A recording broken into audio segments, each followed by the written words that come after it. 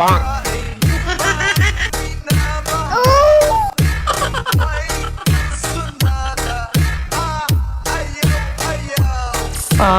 all.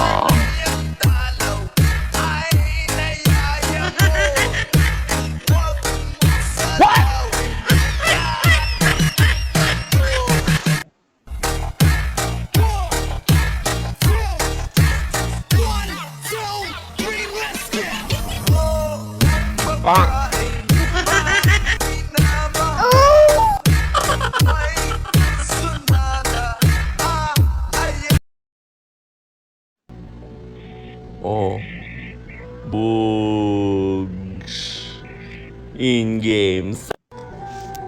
Ayan na naman si ate ko. Naglalaro na naman siya ng ganda-gandahan.